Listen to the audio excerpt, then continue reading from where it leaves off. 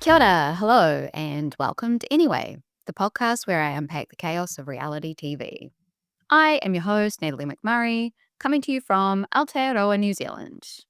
Today, we're wrapping up with the Real Housewives of Rhode Island with the reunion part 2. We're back with Rulla yelling at Joellen, telling her that she's a slut.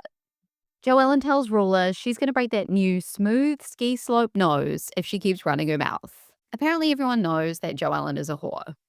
But according to Rulla, her sweaty, bloated husband is no whore. He made a mistake. Boo, Rulla, boo. Andy tells the ladies to pipe down. He has something really important to ask. When will Rosie's house be complete? Nobody gives a fuck about the house, Andy. Let the ladies fight. This is the most entertaining Rulla has been all season. We're discussing the boring-ass square footage of Rosie's house for what feels like the millionth time. And now, Rosie is off to get her fucking binder. Can Bravo release some kind of statement to Bravo celebrities that a binder is not necessary to bring to the reunion? It was funny when Monique did it for the first time on Potomac. Now it's overdone. Plus, I don't believe you have anything of significance in that binder. Forget the binder, Rosie. We have more important issues to discuss. Andy brings up Rosie's bleeding of the butt. Yikes.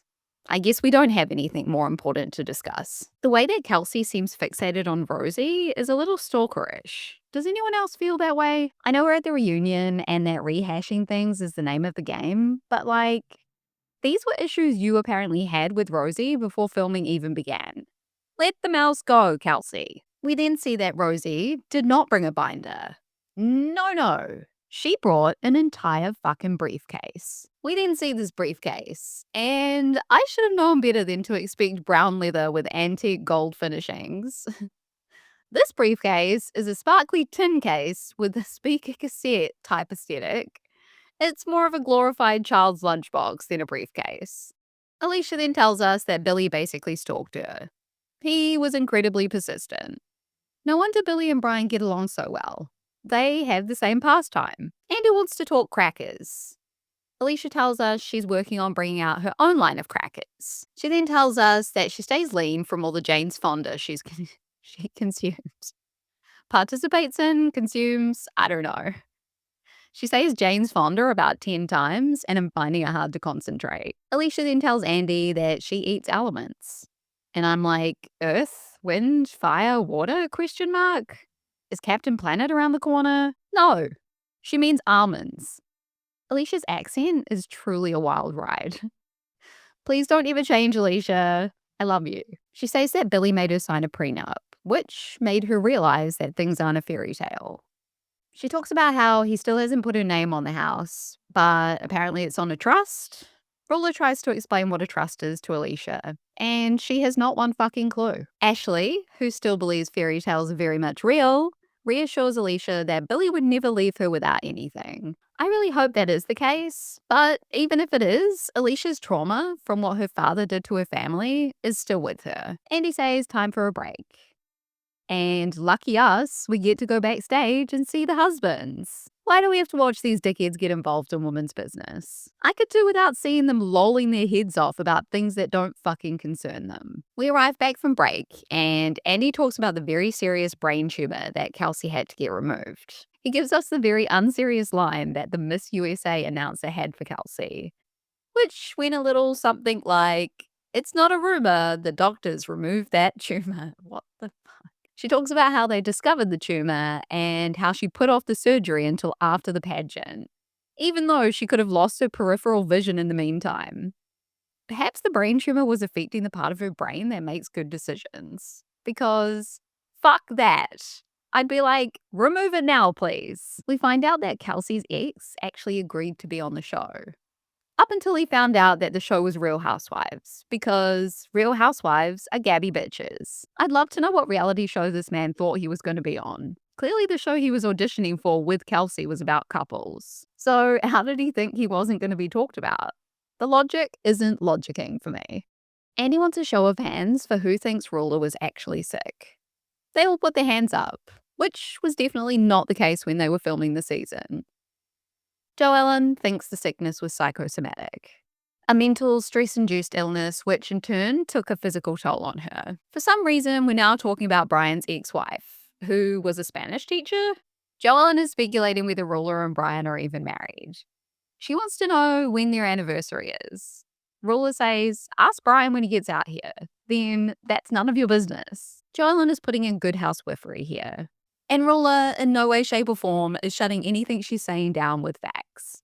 Are Brian and Rulla married? When is their anniversary? Is Brian a polygamist? Did they have a child out of wedlock? Is that still something people give a fuck about? Did Brian learn to speak Spanish from his ex-wife? These are all questions we as the viewer are now asking. Joellen has receipts of when Brian filed his divorce on her phone. She goes to show Rulla, and I half expect her to throw the phone onto the other side of the stage. Actually, it would have been much more on point for Rulla to say it was AI. The page is AI. The entire website is AI. We are all AI. Andy says, this man is a known liar, Rulla. Rulla appears to be in a tailspin. She wants these questions directed at the wax figure presenting as Brian, her husband, not her. We take another break, and the husbands are now being mic'd up and joining the ladies on stage. Andy goes around asking all of the husbands serious questions about their serious businesses. All except for Jared. Jared is still the butt of every joke. Andy wants to know if the ice machine at Audrey's has been fixed. Apparently it has. And you know what? Thank fucking God for that. Because here I was thinking, if they don't fix that ice machine, Audrey's is going under. Gary wants us to know that all he did with Jen, Joellen's sister, was touch her boobs. And he will not be donating his sperm to her, which is bittersweet to hear. Because on one hand, this cast is already overcomplicated with connections between people. But on the other, it would make for some really great drama. Kelsey seems to think that the relationship between a sugar daddy and a baby is complex and hard for people to understand. No, it's definitely not. You fucked him, he paid for shit. Pretty simple. No judgment. Jerry tells us that a friend of his called him and put Brian on the phone to let him know about Liz being with another man. Liz then reiterates that she was still not trying to hide anything at that time. We see Andy pressing Billy about the prenup and trust of it all. Billy says he and his lawyer told Alicia that they would amend the prenup. And he also recommended monthly meetings with Alicia for them to go over their finances. But Alicia wants nothing to do with it. She's all lawyers, snooze fest. Meetings? Boring. The money side of Alicia's brain has no drive for due diligence, apparently. And now we find out that Rosie isn't the only one with props at this reunion. Billy has brought an agreement for Alicia to receive 50% of Pizza Mama's shares if she would drive their daughter to dance class once or twice a week, which is honestly kind of ridiculous. Also, I'm not sure we want Alicia back on the road. She ran over someone. Andy asks Brian how he's doing. He's doing fucking fantastic. Andy points out how audacious it is to go on a reality show mid-affair. He asks, did you think, oh, this is going to come out? Brian is all, no comment. He's apparently bound by an NDA. Rulla and Brian are now trying to bamboozle Andy and everyone watching. This pair of knuckleheads, seriously. We move on to the shenanigans of the polo match. And all of a sudden, we're talking about dirty panties being left on a bed and Rulla's butt smelling like garlic, which is a fucking record scratch for me. What the hell does this have to do with anything? I don't want to be gross or anything, but like, garlic would probably be one of the more normal smells that a butt could have, right? Great. Now I feel physically sick. Anyway, Brian is now straight lying to Andy Cohen's face about why the fuck he took off his ring. Joellen has more receipts. She caught this idiot in another lie, saying that he didn't buy his mistress a bag. This dummy may know how to cut off people's bunions for a living, but he sure doesn't know how to cover the tracks of his affair. Oh boy, oh boy, oh boy. Andy asks Brian when his divorce was finalized. He says 2012, which is yet another date added to the mix. Brian wants to know what Joellen's objective is. Again, she says she's not a liar and she was just trying to bring evidence to Rulla. Rulla says, you say you're a girl's girl, then why are you doing this?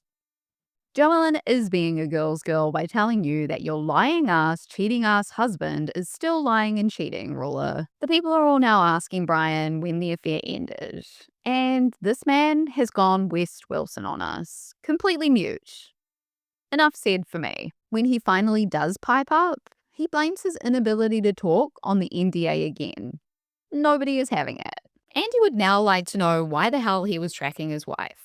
Yet another thing he quote-unquote cannot talk about. At this point, I'd like Brian to be escorted off stage and sent off to the colonies, please. He's of no use to us. Be gone. He's apparently glad that he got arrested for stalking and domestic abuse of his wife because it brought them closer together.